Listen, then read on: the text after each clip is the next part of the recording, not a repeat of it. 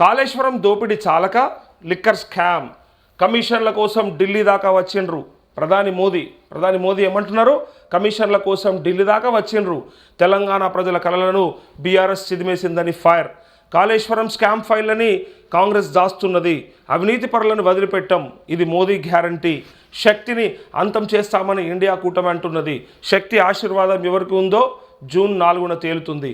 వికసిత్ తెలంగాణ, వికసిత్ భారత్ మా లక్ష్యం.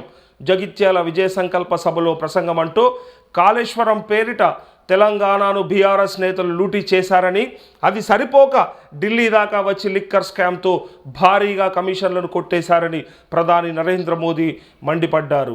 రజాకార్లతో పోరాడిన తెలంగాణకు కాంగ్రెస్ ద్రోహం చేసిందని, సెంటిమెంట్తో అధికారంలోకి వచ్చిన బీఆర్ఎస్ తెలంగాణ ప్రజల కలలను చిదిమేసిందని ఆయన అన్నారు.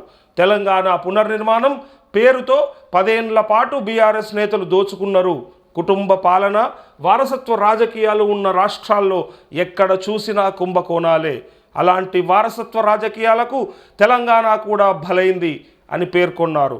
బీఆర్ఎస్ కాంగ్రెస్ నడుమ లోపాయికారి ఒప్పందం ఉందని, పాత ప్రభుత్వం దోపిడీపై కొత్త ప్రభుత్వం చర్యలు తీసుకోవడం లేదని ఆయన ఆరోపించారు.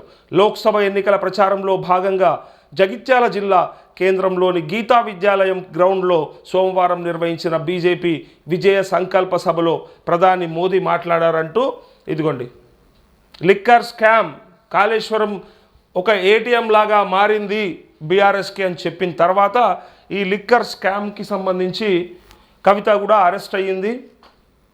అరెస్ట్ అవుతుందా కాదా, బీజేపీ చేస్తుందా లేదా అన్నట్టుగా గతంలో విమర్శల్ని చూసినాం. ఆ విమర్శలలో భాగంగా బీజేపీ అరెస్ట్ చేస్తుందా, బీజేపీ ఎందుకు చేస్తుంది, బీజేపీకి ఏం సంబంధం, అది ఎన్ఫోర్స్మెంట్ డైరెక్టరేట్ చూసుకుంటుంది, సిబిఐ చూసుకుంటుంది, ఐటీ చూసుకుంటుంది, ఇన్కమ్ ట్యాక్స్ డిపార్ట్మెంట్ అని చెప్పినప్పటికీ చివరికి ఎన్ఫోర్స్మెంట్ డైరెక్టరేట్ మూడు సార్లు విచారణ జరిపించి 4వసారి తనని అరెస్ట్ చేసి సిబిఐకి అప్పగిస్తే ఇక్కడ జరిగిన prevention of money laundering act ప్రకారమే అరెస్ట్ చేసినాం. 100 కోట్ల రూపాయల ముడుపులు చేతులు మారినాయి అని చెప్పి ఆ రుజువులన్నీ కూడా, ఆధారాలన్నీ కూడా బయట పెడతామని కవితను అరెస్ట్ చేసినట్టుగా మనం చూసాం. సుప్రీంకోర్టులో ఆల్రెడీ పిటిషన్ ఉండగా నన్ను అరెస్ట్ చేసిరు, ఎట్లా చేసిరని చెప్పి కూడా కేటీఆర్, హరీష్, అట్లే భర్త అనిల్ కూడా అక్కడ ఉన్నటువంటి లాయర్లతో మాట్లాడుతూ సుప్రీంకోర్టు ఎట్టి పరిస్థితుల్లో కవితకు బెయిల్ తీసుకురావాలని చెప్పి ప్రయత్నం చేస్తూ ఉన్నారు. ఢిల్లీలోనే ఉన్నారు వాళ్ళు. ఇక్కడే అసలు సమస్య. అసలు ఏ తప్పు చేయలేదని చెప్పి ఇవాళ తప్పు దొరికిన తర్వాత తనని బయటికి తీసుకురావడానికి చేస్తున్న ప్రయత్నంలో చూస్తుంటే మరి గతంలో ఇవన్నీ ఎందుకు రాలేవు, మరి ఆ రోజు విజయ సంకేతాలు ఎందుకు వచ్చినాయి, ఆ రోజు ఎందుకు పిడికిలు బిగించి నేను ఎట్లయినా సరే బయటికి వస్తా, నాకు తప్పేం లేదు, రాజకీయంగా కక్ష సాధింపులకు మాత్రమే పాల్పడుతోంది బీజేపీ అని చెప్పిన కవిత ఇవాళ అన్నీ మూసుకొని సప్పుడు చేయక జైల్లో ఉన్నది. ఏంది ఇది? మరి ఏమీ చేయలేదని చెప్పిన తర్వాత నీ మీద ఎందుకు ఆరోపణలు వస్తాయి? వచ్చిన వాటికి ఆధారాలు ఎందుకు ఉంటాయి? ఉన్న వాటికి మనం అరెస్ట్ ఎందుకు అవుతాం?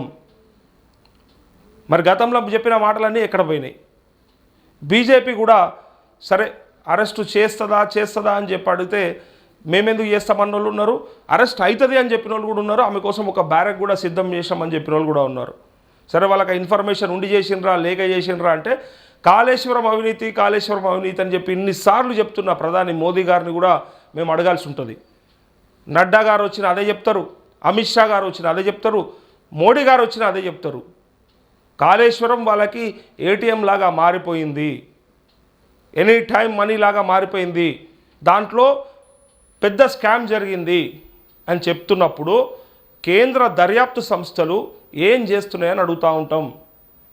మరి ఈడీ వాళ్ళ కవితని లిక్కర్ స్కామ్లో అరెస్ట్ చేసినట్టు మరి దాంట్లో హరీష్ రావుని, కేసీఆర్ని ఎందుకు అరెస్ట్ చేయరు?